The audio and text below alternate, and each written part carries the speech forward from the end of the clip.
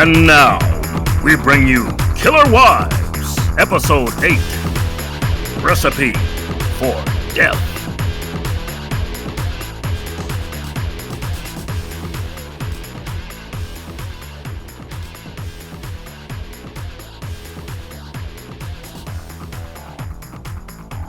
These are the case facts against Susan Embert, who poisoned, shot, and cremated her own husband to avoid prison. Isn't trust a bitch?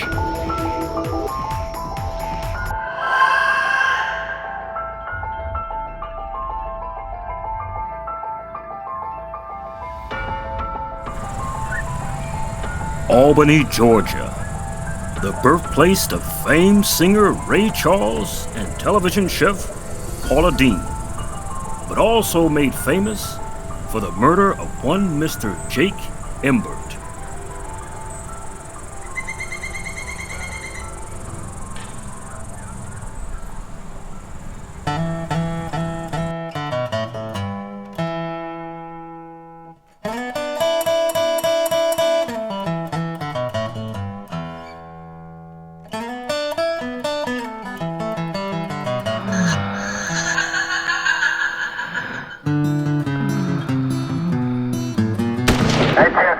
Central. 19 Sergeant. You have a call back for 86 Central? Negative K, nothing further. Just see the cabbie on the corner.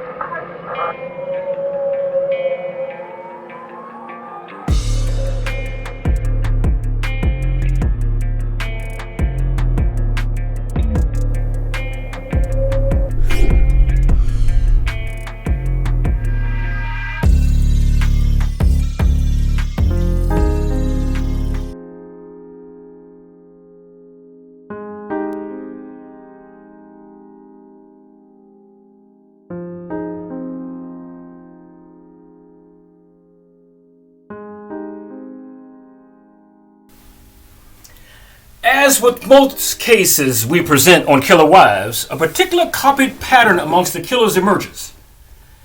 Typically, the killer may poison her husband in order to take his life. If poison does not work, she may graduate onto using a blunt force instrument or possibly a knife, and finally graduate up to a firearm to finish the job.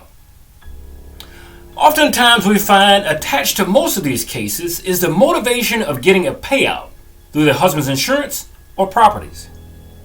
Many of these wives are in the midst of affairs or communications with prior boyfriends or men other than their husband.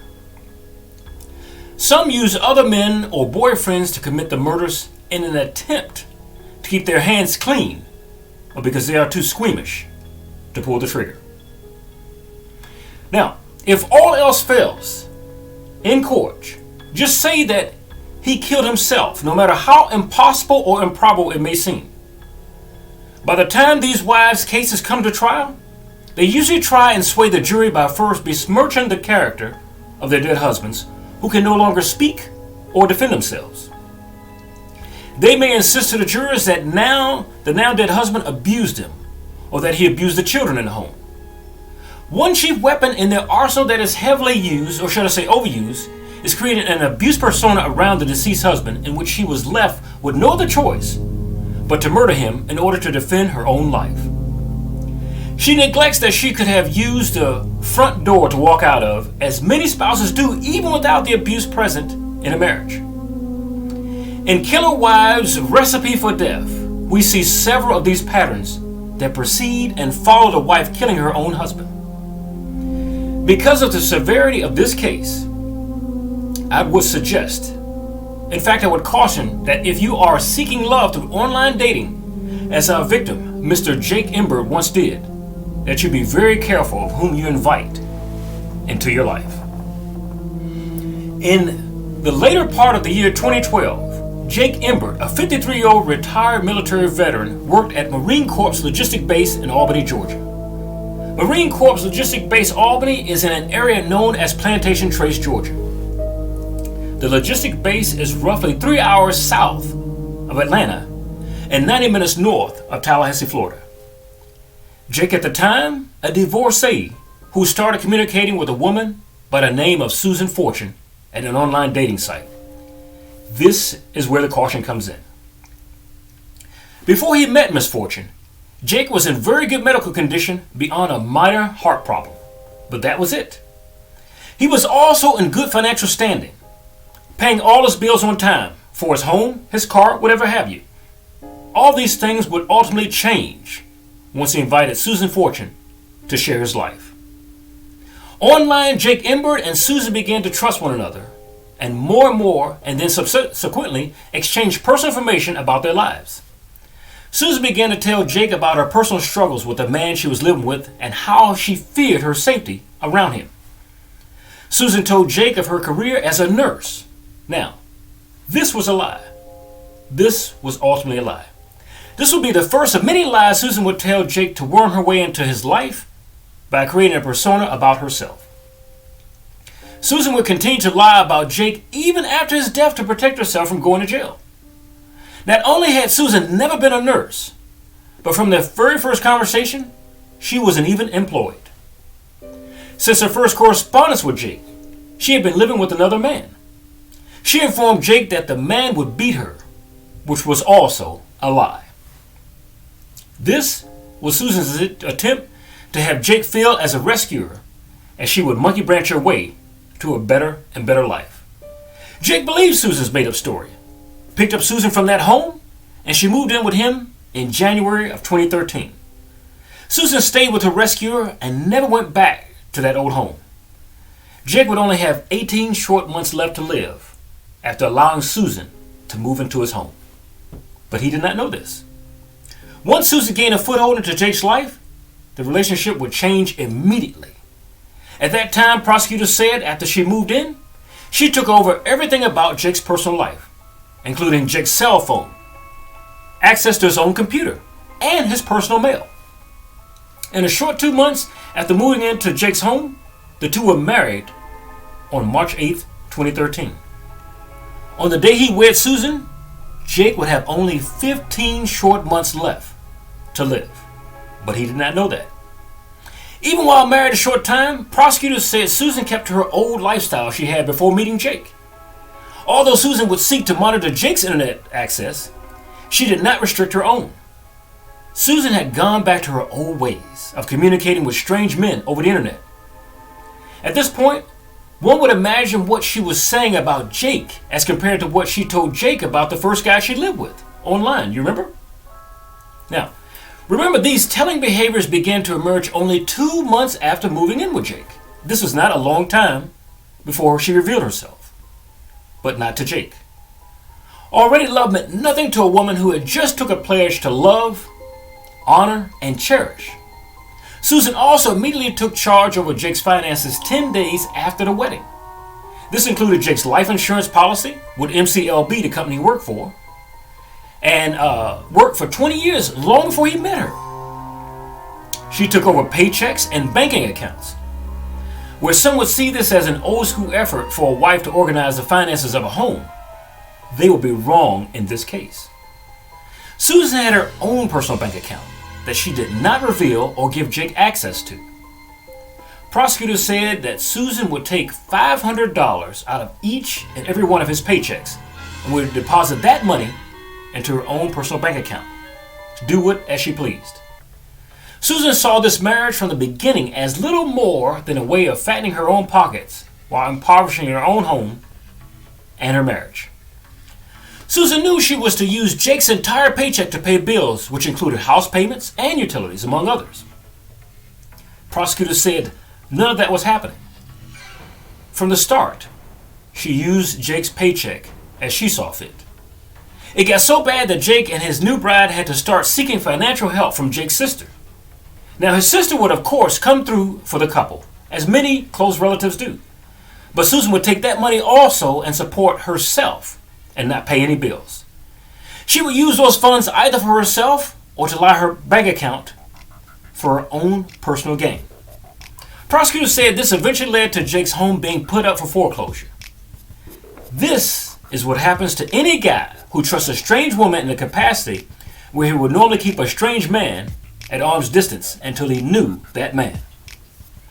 Jake became in danger of losing his house because he didn't know that it was up for foreclosure. He did not know it was up for foreclosure any more than he knew his wife was not paying any of the bills. Why? All these undermining actions developed over a period of weeks because Susan took over receiving all incoming mail and not letting Jake know anything about it. Jake's son at the time was admonished by him when he wanted to pick up the house mail at the post office. He had been told by Susan alone had the capability of picking it up. But this was not the worst of what Susan had prepared for her husband of 2 months. Prosecutors said Susan made sure to take home cooked meals to his place of employment for lunch. So she made up the meals and took them to Jake to eat at lunchtime. Prosecutors said that this is when Jake's health would take a turn for the worse. Jake started having gastrointestinal problems, seizures, diarrhea, cramping, and more. Jake's doctors couldn't tell what was wrong with him during the time, even after treatments, according to prosecutors.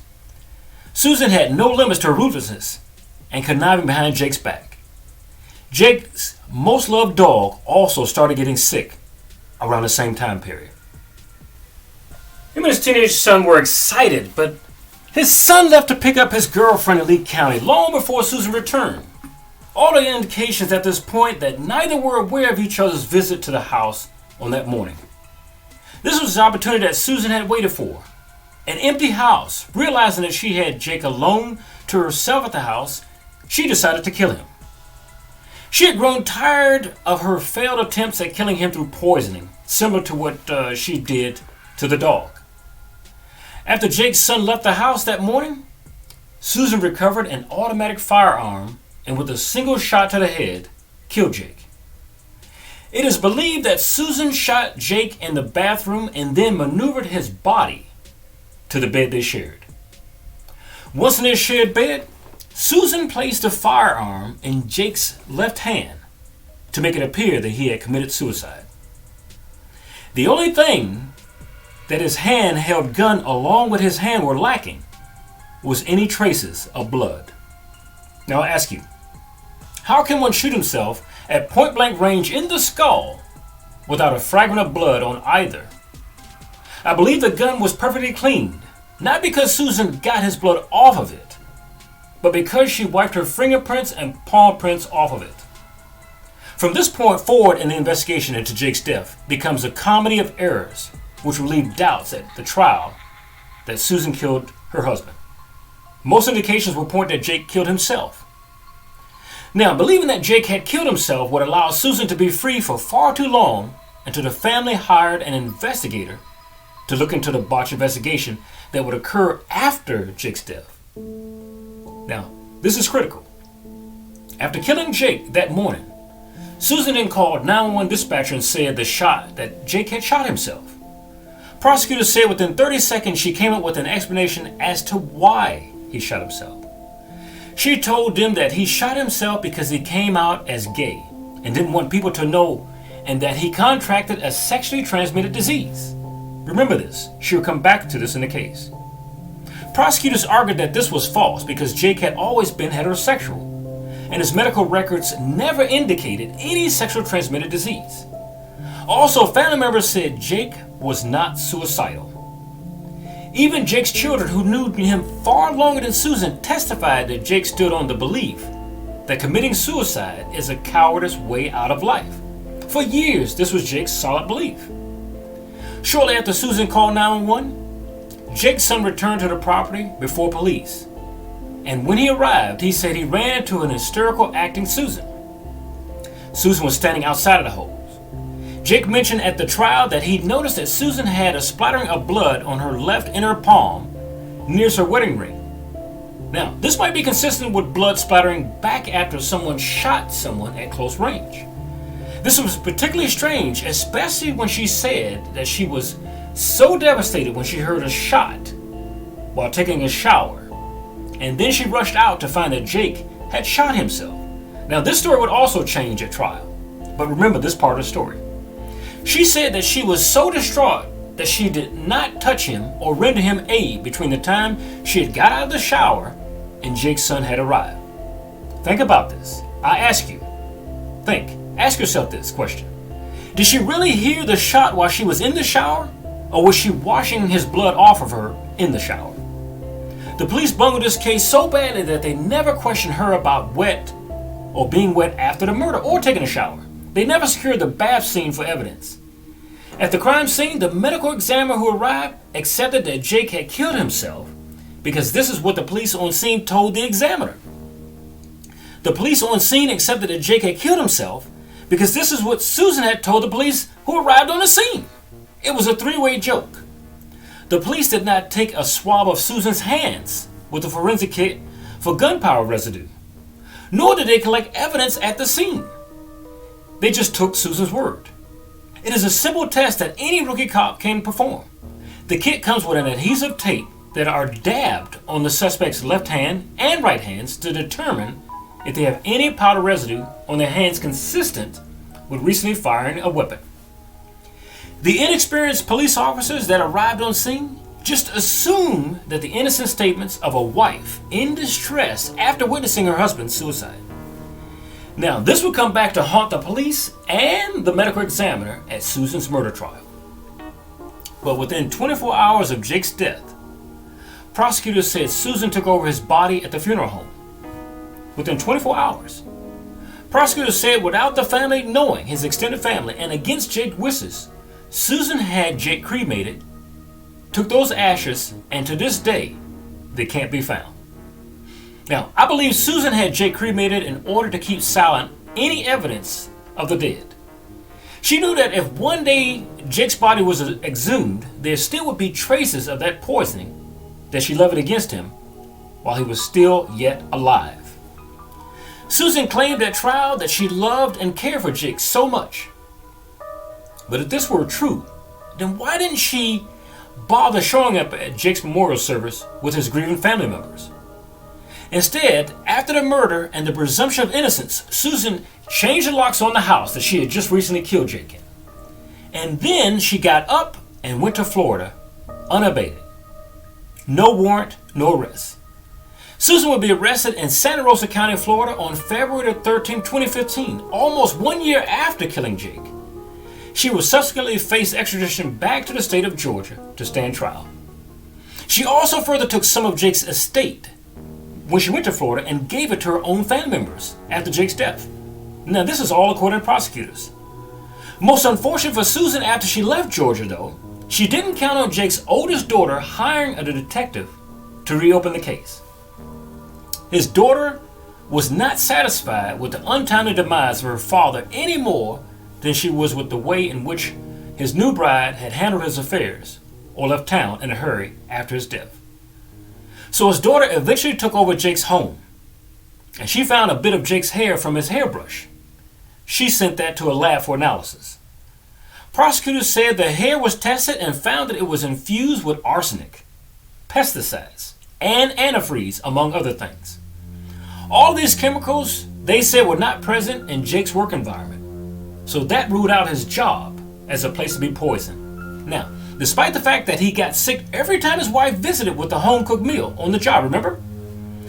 These poisons were things that could only be ingested inside of the human body. Now, any type of poison or drug that is recorded in the hair follicles and fingernails for the long period of time have to be ingested. Tests on Jake's hair and fingernails can determine the level of arsenic exposure for a period of up to 12 months. Now, since arsenic has a high affinity for keratin, the concentration of arsenic in the hair is higher than any other tissue. Keratin is the type of protein that makes up your hair, skin, and nails. Keratin can also be found in your internal organs and glands. Keratin is a protective protein less prone to scratching or tearing than any other type of cells your body produces.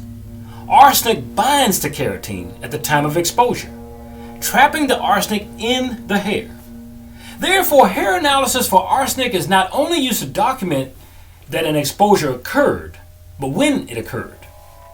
To keep you, the viewer, safe in the future, here are some signs and symptoms to determine whether you have been poisoned by someone you labeled as close to you. Now, while the main symptoms are nausea, diarrhea, vomiting, and stomach cramps, you also may have fever, headache, muscle and joint aches, or blood in your stool. You may also be or feel dehydrated, so your mouth and throat feel dry and you don't pee as often as you typically would. Dehydration can make you dizzy when you stand up. Toxic elements may be 200 to 300 times more highly concentrated in your hair than in blood or urine. Now, therefore, hair is the issue of choice for detection of recent exposure to elements such as arsenic, aluminum, cadmium, lead, and many others.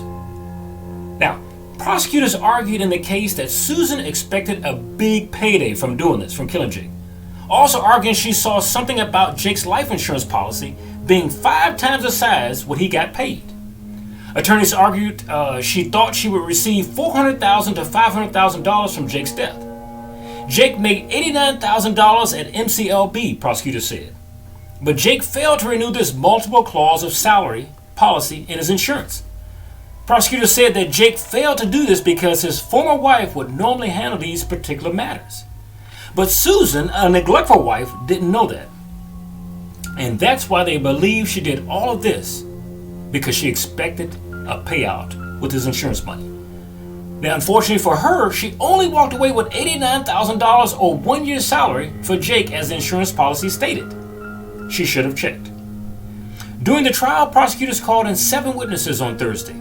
A number of Dougherty County police officers and investigators were in that number group. They also called in 2 of Jake's co-workers from MCLB, a forensic consultant, a funeral home embalmer. These people were needed to bolster the case. During opening statements, defense attorneys for Susan Embert argued that this is a case of suicide and not murder. They believe the scene wasn't properly investigated, and there's no evidence to prove Susan killed her own husband, even with all of the circumstantial evidence that presented this case during the trial. Susan was emotional in court when prosecutors played her 911 call back to jurors. Prosecutors argued that Susan poisoned her husband over time, and when he didn't die quick enough, she killed him. Defense attorneys claimed Dougherty County Police didn't take swab of Susan's hands or collect other items on the scene to provide for the case. Now, he asked her, the attorney, "Don't you think that it would have been critical to investigate the scene if all present had their hands tested for gun residue?" Now, this was from Mark D. Brimbury, Susan's defense attorney. A Dougherty County police officer answered back in the affirmative. Yes, that would have been more preferable. DCP officers admitted on the witness stand that this was not done. It was not done. Now, however, prosecutors said the residue could have easily been washed off.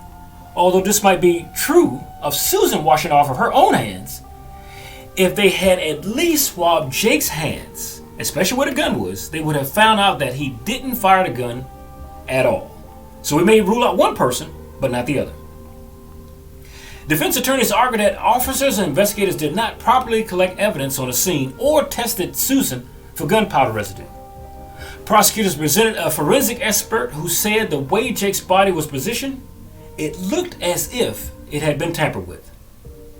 Dougherty County Coroner Michael Fowler was the defense first witness. Now, this is where the case did not hold up. Fowler said he got the call from 911 about a shooting and possible suicide. He said when he arrived on the scene, he saw officers talking with Susan. Coroner Fowler said when responding to calls, he treats them as homicides first and then works backwards to the process of not being a homicide. On the stand, he explained that when he saw once he entered the bedroom, Fowler said he saw blood and where the bullet entered and came through a wall. He said in order to make his ruling, he gets his information from police during the investigation and interviews conducted on the scene. Like I said before, it was a 3-way fiasco. Later, Fowler said he was called to the fence on scene where Jake Embert's ex-wife and son had another woman stood. He said the ex-wife told him they didn't believe Jake had committed suicide and didn't believe that it was a homicide instead. That advice he should have looked at on the scene, but he did not. The defense asked Fowler if he had seen EMS roll bodies over to see where wounds were on a crime scene. Fowler responded yes, but he didn't physically see them do it in this case. Fowler said he knew Jake died from a gunshot wound to the head. He said the lighting wasn't good enough in the room, but at the time it looked as if it was a contact wound. So, due to this and the police's investigation, Fowler put self-inflicted gunshot wound as the cause of death on the death certificate. He said solely at the time, the policies and the police's investigation and interviews placed a major role in his determination. The defense attorney asked Fowler if he had requested an autopsy at the time. Fowler said no. This too was a bumbling move. You see, only an autopsy in the case of foul play can determine whether someone shot themselves or someone shot them by the angle of attack of the bullet. This is measured with the exit wound finally weighted against the damage done to the human brain in close proximity or off at a distance when you shoot somebody. Fowler then testified and said at the time of the certificate he was off about the findings. The defense questioned Fowler why he made the ruling if he alleged it was a mistake. Fowler responded by saying that he had only been the coroner for a short time back then, but since then he had some classes that he took to catch up. Fowler said at the time that this was a mistake. He said it was a mistake since he was new in his role.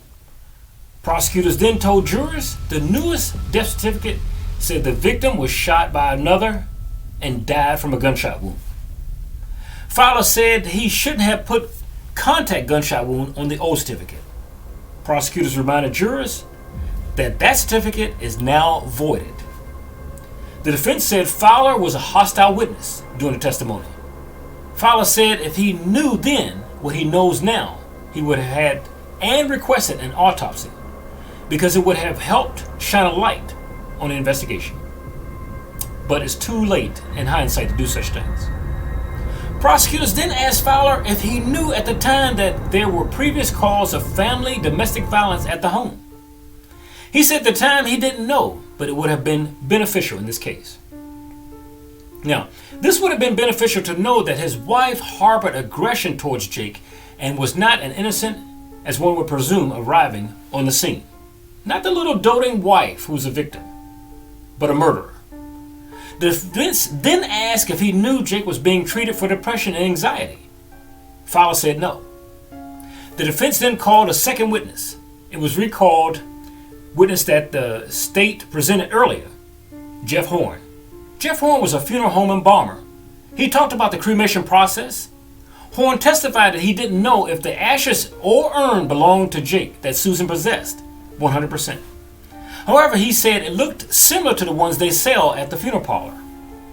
On the witness stand, Horn looked inside of the urn and identified an ankle bracelet that was allegedly on Jake's body when he died. From that point, Susan Embert was called to the witness stand. Oh, the sad, doting bride. Susan testified about what she had said and what had happened the day of her husband's death. Defense attorney said this is solely a suicide case. Susan admitted that she called the police on her husband in the past. She also said he called the police on her as well. Susan said for the most part their relationship was good. Now, I ask you, how in the blazes could it be good if the relationship ended in his death? She told jurors that she was not a licensed nurse, but an in-home and school nurse. Prosecutors said she previously told Jake and others that she was a licensed nurse, but she was not. So that was a lie on the witness stand. She said she didn't kill her husband, and also she said she did not poison her husband. Susan said that after her husband shot himself, she jumped on the bed to get her dog out of the blood. Prosecutors questioned why she never mentioned this before that trial. Susan said the morning of her husband's death, she didn't see Jake's son at all. She said she did not see Jake's son at the house. That's because they passed each other like two ships in the night. They never seen each other. Previously, Will Embert testified he was at home having coffee with his father before he left, and his father died. Susan said that's not true. She said her husband stayed in bed all morning and she later found him dead. But this too was directly in conflict with what she said about the gunshot. Remember? She said she was in the shower and heard a gunshot wound and she rushed out. Right? So this is totally different than finding him dead. Susan then admitted on the stand that she didn't know why she told 911 dispatchers her husband was gay. Prosecutors said originally she alleged he killed himself because he came out as gay and had a sexually transmitted disease. You remember in the case? She said during the 911 call, she meant to say he had PTSD and not STD. She said, I meant to say PTSD or PSTD or whatever that is, post-traumatic stress disorder, is what I meant to say. And it came out as STD for some reason. I don't know why I said that, Susan said. The prosecutors then said, ma'am, you said the word sexually transmitted disease to the 911 operator. She says, no, I didn't say that. It came out STD, replied Susan. Susan said she was traumatized about what she had seen in Jake's suicide that she claimed. She said that's the reason she didn't try to provide any aid to her husband. Now, prosecutors asked about a bath mat that was found on the bed where Jake was found. She said she didn't know why or how the mat got there. Remember, this is a bathroom mat. I believe she killed him in a bathroom and brought him to the bed. Susan's defense lawyer argued on her behalf that Jake placed the mat on the bed because he didn't want to get a bed messy with his excess blood. Prosecutors then asked if she did all of this to get her husband's money. She said no, and that she loved her husband. That experts believe he couldn't have killed himself, adding that his finger would have been on the trigger when found, or the gun would have fell out of his hand. Now, that's just point blank, straight knowledge. Prosecutors believe Susan poisoned her husband over time. Jake's co-workers said they saw him become sick only after his wife brought meals to his job. It started out he'd get sick, the co-worker said, after lunch. And he just kind of got worse and worse and worse. And this is from Carl Hoffman, one of Jake's co-workers on the job. He said, I saw him get sick and leave work. Susan Embert was found guilty of staging her husband's death in 2014 after the trial. Susan Embert was sentenced to life in prison for malice murder. She was also sentenced to 10 years for aggravated assault and 5 years for possession of a firearm. Now, according to Greg Edwards, the district attorney for the Dougherty Judicial Court, Susan Embert can be considered for parole after serving 30 years on her malice murder charge. But is that really fair? Life in prison? It should be. However, she will still have to serve an additional 15 years for her other two charges. Now, family members from the Embert family voiced their opinions in the case during sentencing. His daughter Rachel said she just can't get over the roller coaster trial and how this has caused her family grief. She said to the judge, Your Honor, this has been the most difficult thing my family and I have ever had to experience and go through. Rachel Embert said her father missed out on so many things going on in her life over that short time period of him being dead. Such as her becoming a new mother. 6 months ago, I gave birth to my son, the only grandson that my father could have called his first grandson, she said.